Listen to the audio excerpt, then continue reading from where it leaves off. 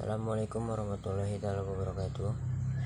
Di sini saya akan menjelaskan bab 3 tentang berlangsungnya perang dingin. Berlangsungnya perang dingin dibagi menjadi 4 bagian, yaitu A. Perebutan hegemoni atau kekuasaan, B. Sistem analisis, C. Kegiatan spionase, D. Perlombaan teknologi, persenjataan, dan ruang angkasa. Berlangsungnya perang dingin. Perang dingin adalah ketegangan yang secara politis tanpa saling bermusuhan karena adanya saingan kepentingan. Perang dingin dimulai setelah berakhirnya Perang Dunia II. Sejak pembagian Jerman menjadi 2 wilayah, yaitu Jerman Barat dan Jerman Timur. Pembagian Jerman menjadi 2 diikuti oleh pembagian kota Berlin menjadi Berlin Barat yang dikuasai oleh Amerika Serikat, Inggris, dan Prancis, sedangkan Berlin Timur dikuasai oleh Uni Soviet, tepatnya saat terjadi Konferensi Alta Februari 1945. Dalam waktu singkat 1945 sampai 1948, Uni Soviet berhasil membentuk pemerintah komunis Bulgaria, Rumania, Hungaria, Polandia, dan Cekoslowakia.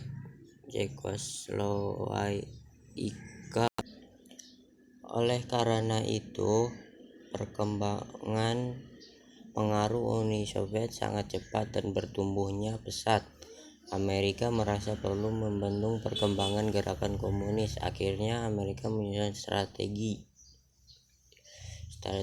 politik containment politik yang bertujuan mencegah berkembangnya pengaruh suatu negara atau suatu sistem politik dari pihak lawan. Strategi politik tersebut dikembangkan melalui pemberian bantuan ekonomi dan militer seperti Marshall Plan dan Doktrin Truman, yaitu bantuan berupa keuangan militer dan penasihat militer kepada Yunani dan Turki guna menghadapi gerilyawan komunis. A. Perebutan hegemoni atau kekuasaan. Kalahnya Jepang dari sekutu menyebabkan seluruh wilayah Manchuria dan Korea diduduki oleh Uni Soviet hingga berdampak semakin kuat Uni Soviet di daratan Cina serta wilayah Korea.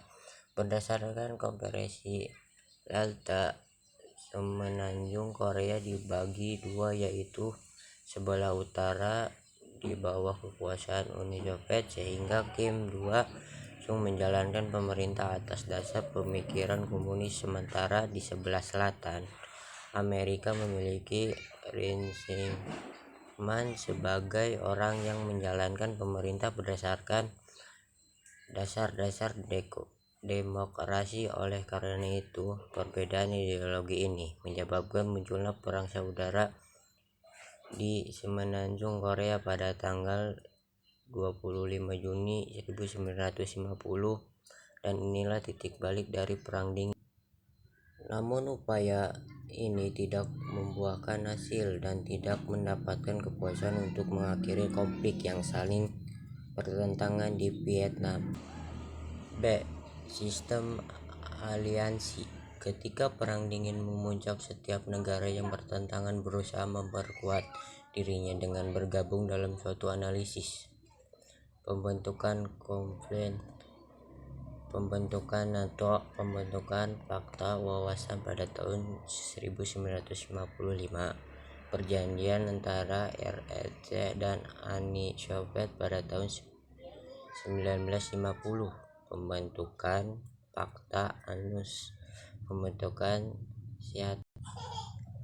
C. Kegiatan spionase. Perebutan hegemoni selama perang dingin antara Uni Soviet dan Amerika Serikat terhadap berbagai kawasan baik Eropa, Asia, Amerika maupun Afrika selalu didukung oleh kegiatan agen intelijen yang memiliki kegiatan spionase dalam arti mata-mata tercermin dari tindakan yang dilakukan oleh agen spionase kedua belah pihak, yaitu antara KGB dan CIA.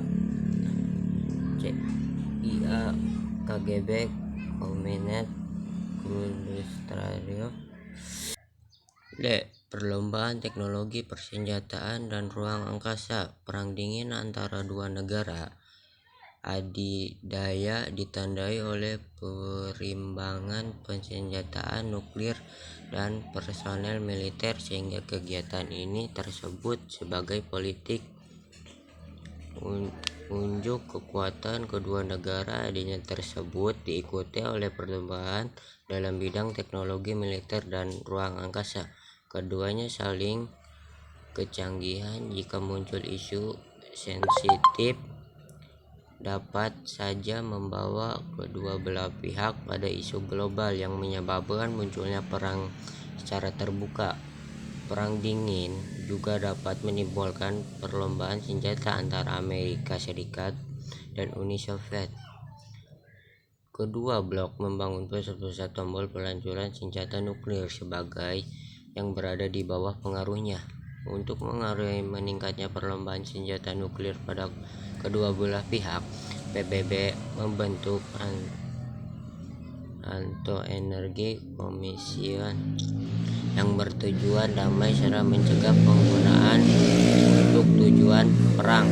Pada akhir Desember 1946, komisi setuju untuk mengadakan pengawasan dan pengaturan ketat guna mencegah produksi senjata atom yang dilakukan oleh secara diam-diam. Sekian dari saya. Terima kasih. Wassalamualaikum warahmatullahi wabarakatuh.